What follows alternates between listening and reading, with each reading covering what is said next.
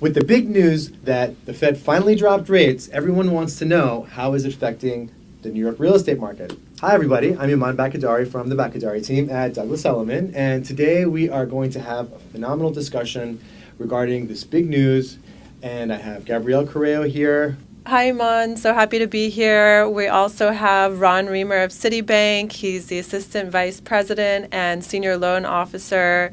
He's been in the business for over 20 years. He is a trusted advisor of Douglas Elliman. He has helped so many of our clients with mortgages over the years, and we absolutely love working with him. So happy to have you here with us. Thank you so much for having me. I'm very excited to be here. Ron Reimer with CitiBank, NMLS 33210, and looking forward to our discussion. So Ron, let's get right into it. Everybody wants to know, how are mortgage rates moving lately? They're moving down. We're in a new cycle of rates coming down, and they're the lowest the rates have been since February of 2023. Wow. So Ron, one of the questions I get from buyers is there's some confusion. So what is the distinction between the Fed funds rates and the mortgage rates? Sure. So the Fed funds rate is the overnight rate that banks lend to each other. The Fed funds rate incorporates all interest rates. It incorporates checking, savings accounts, car loans, student loans, mortgage rates as well is one component of that. Mortgage rates are more tied to the 10-year yield or the 10-year treasury. Got it. So, we're watching Chairman Powell talk about the market and the rates. So can you describe, how do his comments affect rates? His comments are as important as the actual rate cut decision. So in his comments, you want to see the buzzwords of dovish or hawkish to see how the future of rate cuts are going to look and how cautious he's going to be on a going forward basis. So everybody wants to know right now, how much further are rates going to come down? Based on the current numbers we're at right now, how much room do you think we have? So the Fed actually raised rates for 11 times over a 15-month period, and now we're in a new cycle, which is very exciting. The Fed cut rates for the first time in the cycle. There should be room to lower rates by about 175 to 250 basis points over the next 12 to 18 months.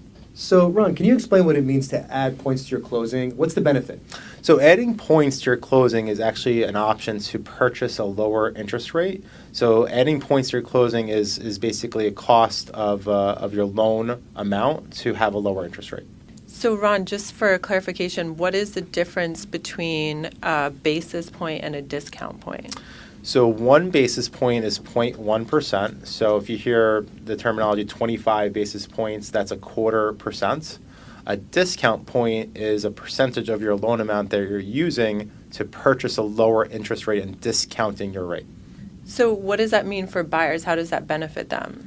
If they're purchasing discount points, they're able to get a lower rate, which is going to be a lower monthly payment because you're paying a lower rate for your mortgage. So for example, if you're able to buy down your rate by 1%, you're able to increase your purchasing power by about 10%. In that example, let's say you're buying a property for $1 million. Now you can afford a property for $1.1 million. Awesome. Wow. And it's so funny you say that because, taking out buyers and showing them properties, I've been getting this question on a frequent basis, which is, they're wanting to know how much mortgage the sellers have. And I'm asking them, why do you want to know that? And it's because they want to. They think they can transfer the mortgage from the seller that they got, let's say they got a 2.5% mortgage 3 or 4 years ago. They want to get the rest of their mortgage and inherit that from the sale. Can they do that? Generally speaking, no, mortgages are not assumable, but there is a small segment of the market that has FHA loans, and those could be transferable. So right now, with the rates still being somewhat elevated, I'm seeing that buyers are still having some difficulty affording the monthly mortgage payments still. So I'm wondering, is there anything that sellers can do to help buyers with affordability? Yes, sellers can offer what's called as a seller's concession, where they're basically adding a discount to the buyer for them to purchase a lower rate with discount points. Yes, there is an advantage to the seller offering those options to buyers. So how does that work? How does the seller buy a lower rate?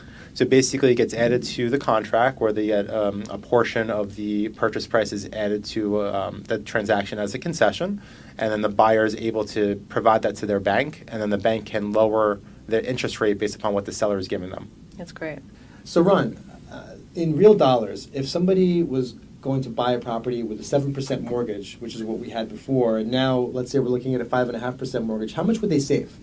On a $1 million loan in that example, they would save $975 a month, which is pretty substantial. Oh yeah, that's like, in that scenario, would be a lot of times your entire common charges. Absolutely. It's a nice Wow. savings for the buyer to consider. So looking at where the rates are now and where you're projecting they're going to be, what would you say buyers should be looking at in terms of rates? Should they be looking at fixed rates? Should they be looking at ARM rates? What is the best scenario right now? Buyers should look at all options, but most of the buyers I'm talking to are focused on adjustable mortgages because it's the lowest rate option available, and then they still have the option to refinance into lower rates once rates continue to come down. Yeah, because something that's been sort of swirling in my mind is we used to do adjustable rate mortgages, and they were coming in at 5.1, 7.1, and 10.1, and now I'm seeing 5.6, 7.6, and 10.6. That's kind of confusing to me. Can you explain what changed? Yeah, what changed was the index. So before, the ARM, adjustable rate mortgage options, were tied to the LIBOR index, and now they're tied to the SOFR index, SOFR standing for SOFR. So the fixed period is still the same 5, 7, and 10-year fixed ARM options, but now after the fixed period, they're going to adjust every 6 months instead of every 1 year as they were before. Okay, so for instance, if you have a 5.6, after 5 years, your rate floats up to whatever the current market rate is, and then it'll adjust every 6 months. Correct. Got it. So Ron, we've worked together for many years now, and you've done my last 2 mortgages. And can you talk a little bit about the advantages of working with CitiBank? So Citi has many great programs. So one of our best programs today is our relationship pricing program, where a customer can actually get an even lower interest rate if they're able to move assets to our bank. Ron, there's another program that I know you have. We've been in multiple bid situations with buyers, and they've needed to remove their financing contingency in order to win the bid, and you were able to underwrite their loan completely before they even signed the contract. Can you talk a little bit about that program?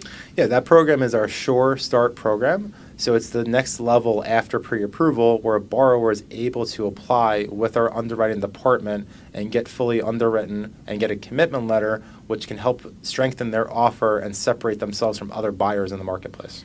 So Ron, the question that's in everyone's minds is, given the fact that in the next 12 to 18 months we're expecting rates to continue falling, why should buyers buy now? Why shouldn't they just wait until the rates have fallen?